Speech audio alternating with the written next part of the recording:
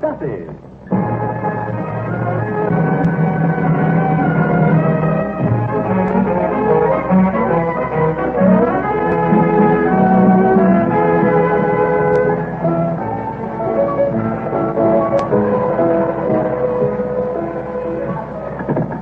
Hello, Duffy. It's when you late meeting. Archie the Manager speaking. Duffy ain't here.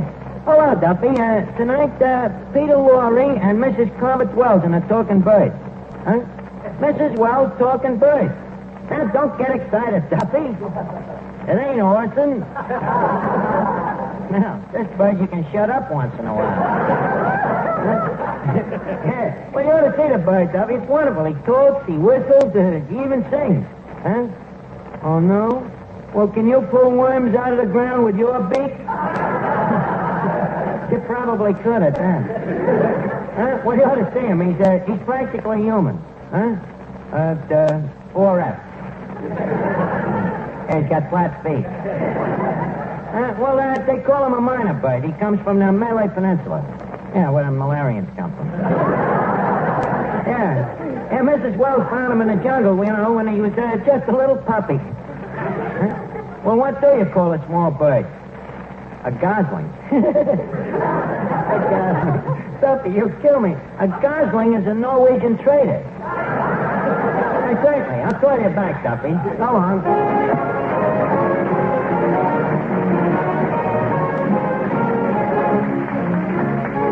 Ladies and gentlemen, welcome to Duffy. Come in and meet Finnegan, Eddie the waiter, Miss Duffy, Johnny Johnston, Paul Weston and his orchestra, our special guests tonight, Peter Lorre and Mrs. Corbett Wells' minor bird, Raffles, and Archie himself, Ed Gardner. Harry, don't forget the announcement about the book, Duffy's First Reader. Oh, yes, I'll make it now. Yeah, orchestra, frame prep, please. Thank you.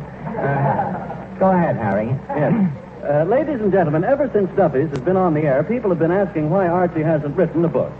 Well, finally, it's happened. It has been written by the great genius. Harry, please. Folks, he means it has been wrote. Monzel, watch your diction. Yes. Yeah, Archie has really wrote a unique book. It is called Duffy's First Reader, and there are chapters on mathematics, etiquette, history, and grammar. Not to mention the autobiography. That's right. And Duffy's First Reader is profusely illustrated. And Harry, tell him it's got pictures, too. Yes, pictures not only of Archie, but of the famous personalities who have visited Duffy's in the past. 48 pages of pictures and laughs. And all it will cost you, ladies and gentlemen, is the cost of postage and handling. In round numbers, 10 cents. That's all.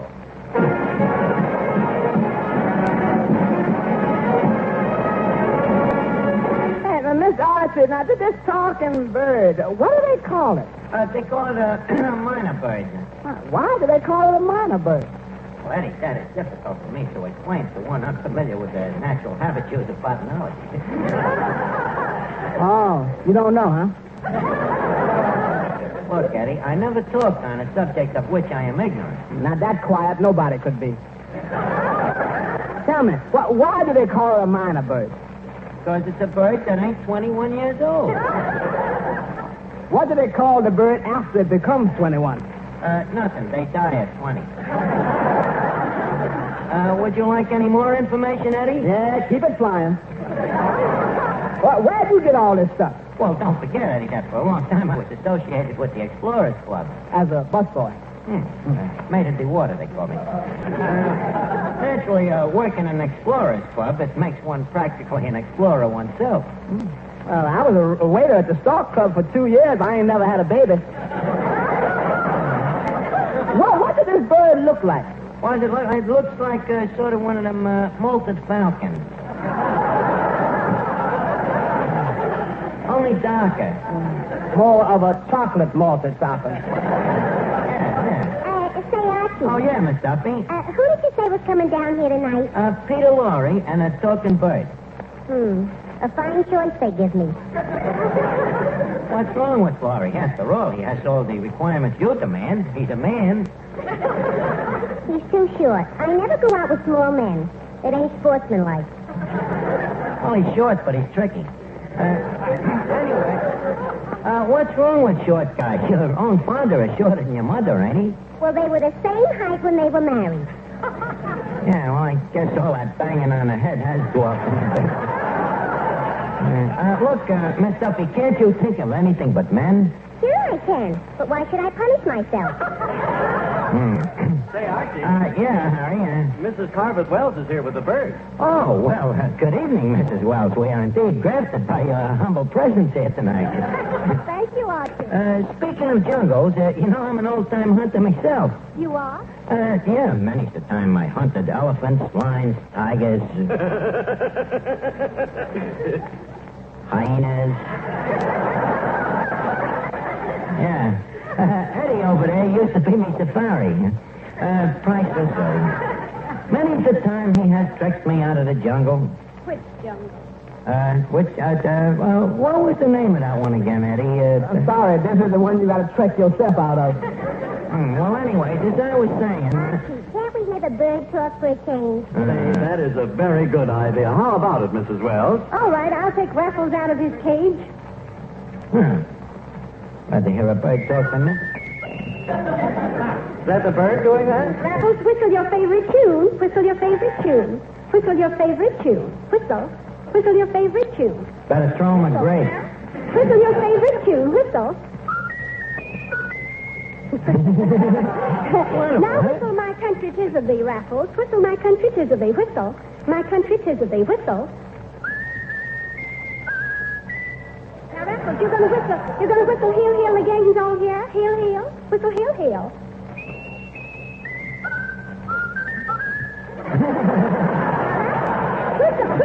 Whistle really the song you like best. Whistle your favorite tune.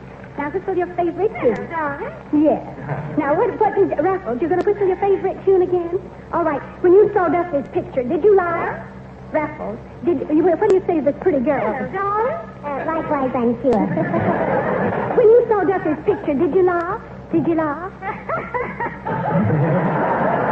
Now, Raffles, That's a very bright bird. whistle your favorite tune. Whistle your favorite tune. Whistle your favorite tune. Well, that's fine, Raffles, but you're going to say hello, Jojo?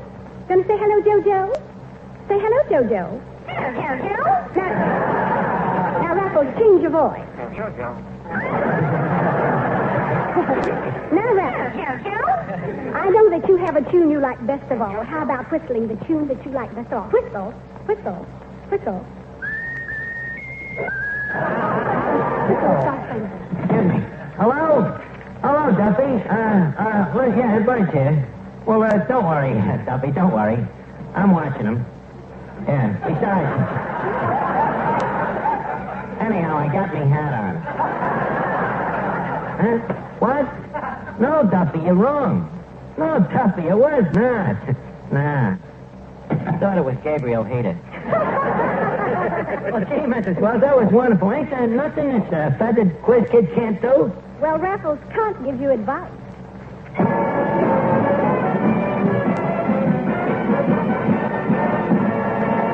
Hello, Archie. Oh, hello, Johnson. Look, Johnny, I've been meaning to apologize to you. You know, I've been a little rough on you the last couple of weeks, and I want you to know that I really think you're a great singer. Oh, okay, Bud. Now, look, about this bird. It happens that, I'm the singer around here, and I don't like to see a bird cutting in on my racket. Look, Johnson, it may be news to you, but them birds was in a singing racket long before you was. Well, I want you to know that I'm not taking second billing to a crow. Johnson, what is your song tonight? Sunday, Monday, or always. Sunday, Monday, always. I noticed you left out payday. Johnson, sing. You were very wise leaving out that payday.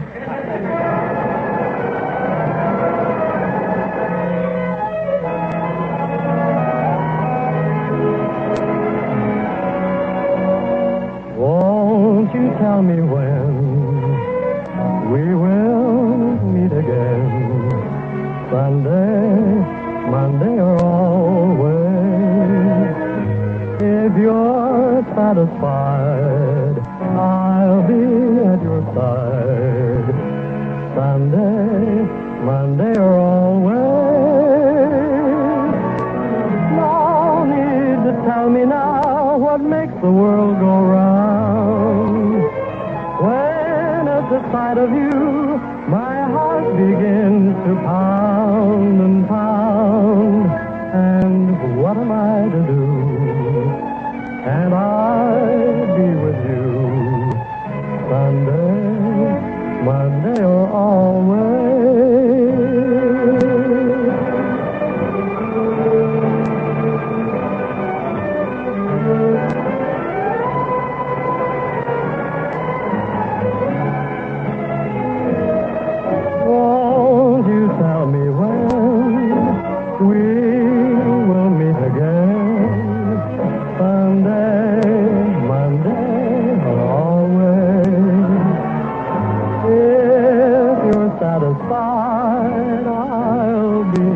your side.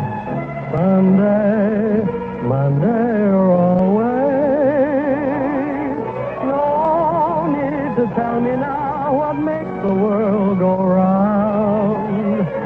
When at the sight of you, my heart begins to pound and pound. And what am I to do? Can I be with you Sunday, Monday, or always?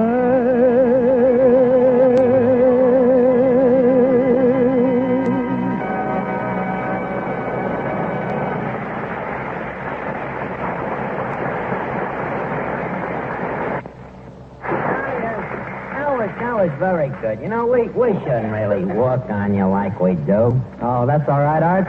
I'm like a rug, you know. I'm better after a good beating. Why do I try to get friendly with this guy?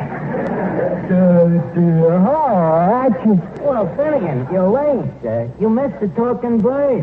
So what? We had chicken for dinner. But you should have been here, Finnegan. This bird really talks words, you know? Sir? Yeah. Tell me briefly, what did he say? Well, he said lots of things like take a bit, hello, Jojo, or Rebecca, hello, Jojo. Sounds like a moron to me. Where does this boy come from, Mike? Well, he's the offspring of Mrs. Convert Wells, the explorer. Oh, I know quite a number of offspring explorers. Finnegan, stop lying. What explorers do you know? Oh, Dr. Presume. Dr. Presume? Yeah, Dr. Livingston, I presume. The man's name was Stanley, I presume. Mr. Doctor? What's the matter? Oh, look here. The man has been sitting over in that corner. You know who he is? Who? Mr. Peter? Lorre.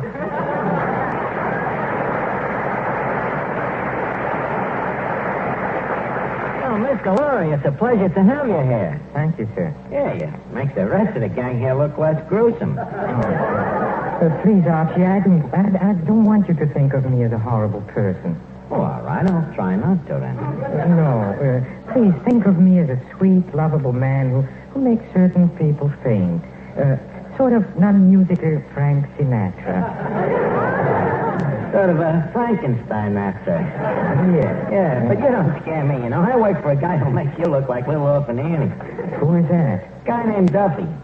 He's half-ape. What is the other half? What? What is the other half? Ape.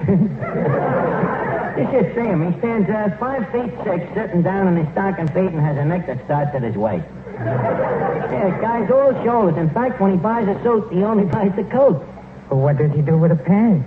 His wife wears them. Oh, he sounds like a monstrosity. Yeah, swell fella.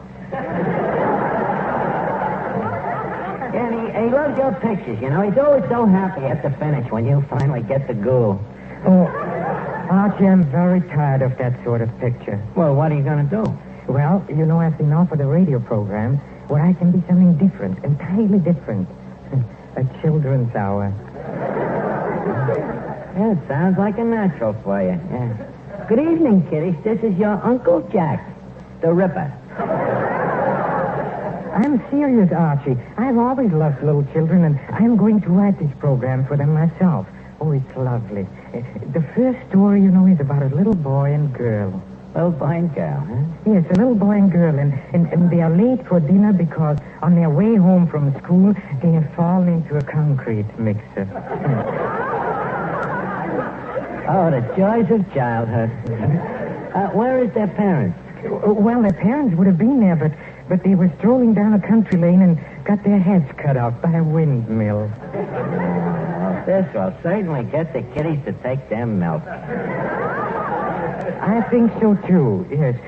You see, so the police tried to find their uncle, but Uncle is busy in the backyard having a barbecue. And what do you think is Uncle barbecuing, huh? Auntie. Oh, you read the story. Well, it sounds pretty good, Peter. Maybe you can get some plasma company to sponsor it. But I like it. Archie, do you mind introducing me? Oh, I'm sorry, Mr. Lorre. This is Miss Duffy, the daughter of the establishment. You know, Mr. Lorre, you're even less repulsive in person as you are on the screen. Thank you. I've never seen you on the screen, so I can't return a compliment. Thank you. Can I ask you a personal question? Yes, what is it? Do girls go out with you? Oh, once in a while. How do they explain you to their folks? They usually say, Mama, see what I'll marry if you don't let me go out with Joe? Well, Mr. Lorre, don't feel too bad. Remember, any girl who'd go out with you isn't worth having anyhow. Look, Miss Duffy, I don't want to break up this courtship, but why don't you show Mr. Lorre around the joint? Entertain him. Maybe I'll sing to him. That kind of horror even he couldn't stand. Listen, take him over and show him the bird. Leave them amaze each other. Okay, come on, Mr. Lorre. Hey, Miss Archie? Yeah, Eddie. Crime on the premises. Crime. What happened? Somebody has stole a sandwich. Perish forbid. From where? From the free hors d'oeuvres counter. Well, I just put up a sign. Free hors d'oeuvres. Do not touch. What a rat. Swiping a sandwich marked free hors d'oeuvres. Even a cop wouldn't do that.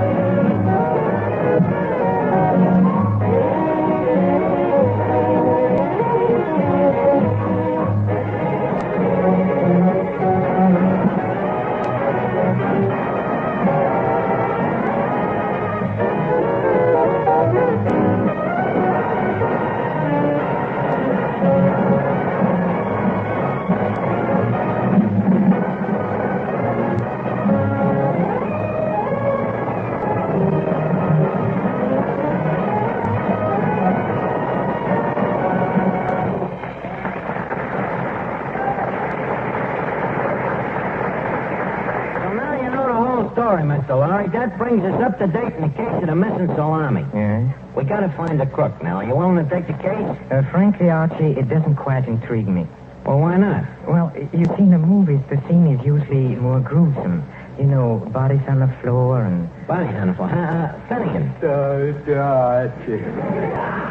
Finnegan, lay down. Oh, that's too gruesome.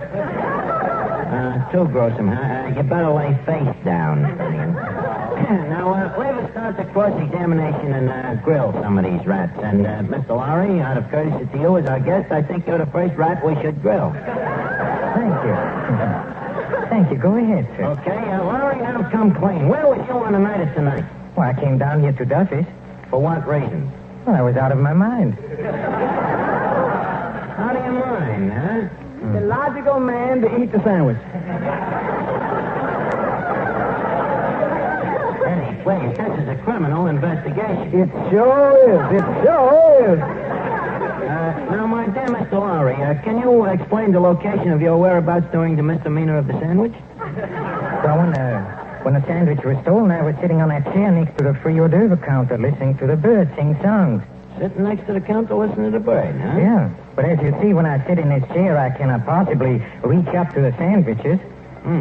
Well, that eliminates you. Next witness. Me? Yeah. Yes, Your Honor. Just call me Mr. D.A. Take the stand, please, for the third degree. Oh, let me do this, Archie, please. Miss Duffy, where were you born? 223 and a half, 3rd Avenue, 6 blocks from the Navy Yard. He just asked you for your birthplace, not your hobby. Now, Miss Duffy, were you ever convicted of a crime? Oh, just once, a minor traffic violation. And what was the violation? Necking on an intersection. Is that illegal? Yeah, we weren't in a car. Well, it's electing, huh? Proceed, prosecution. Prosecution rests and needs it. Well, if we only had some clues, Eddie. Yeah. Eddie, take the stand. Say oyez 3 times. Oyez. Okay, the court is now in session. Eddie, do you recall the exact day that the salami sandwich was made up? I think it was Labor Day. Yeah. It must have been Labor Day because the previous Easter, everybody said, these sandwiches must be left over from Christmas. What year was that? Well, I remember Roosevelt had just been elected. Yes? And everybody said, Teddy's going to make a wonderful president. Well, thank you, Eddie. Next witness, Clifton Finnegan. Now, tell me, Finnegan, did you steal the sandwich? Doc, I got a lullaby. You mean an alibi? No, lullaby. I was asleep in the chair. Well, that dismembers you, Finnegan. Lorre, I'm stumped. Well, there's only one thing left to do. Cherchez la femme. Huh? Cherchez la femme. Find a woman. No, Lorre. Wait, let's get the case solved first. Never can tell about these little guys. Hey, Archie, I have an idea. What about that lady, you know, the bird that whistles the Star-Spangled Banner? The Star-Spangled Banner. Europa. The case is solved. Who done it, Arch? Just a second. Mr. Lorre, your alibi was that you were sitting down and so couldn't reach the sandwich. Yes? Mr. Lorre, are you or are you ain't a patriotic citizen? I am. When the bird whistled the Star-Spangled Banner, what did you do? What, I'll tell you, you stood up and stole the sandwich. Peter Lorre, you're guilty. Justice has trumped. The case of the stolen salami is solved.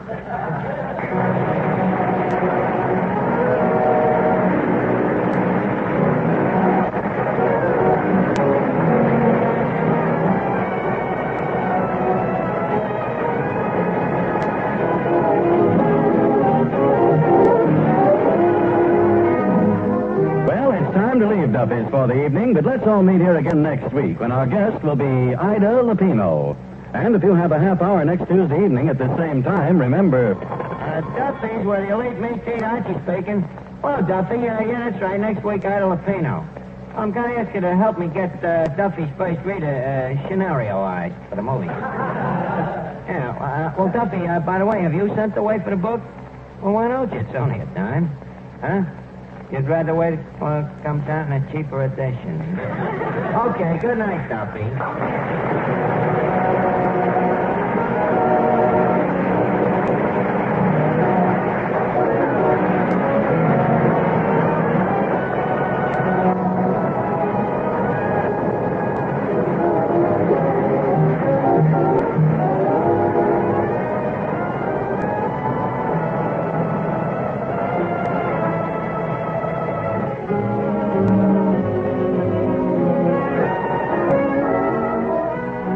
Program came to you from Hollywood.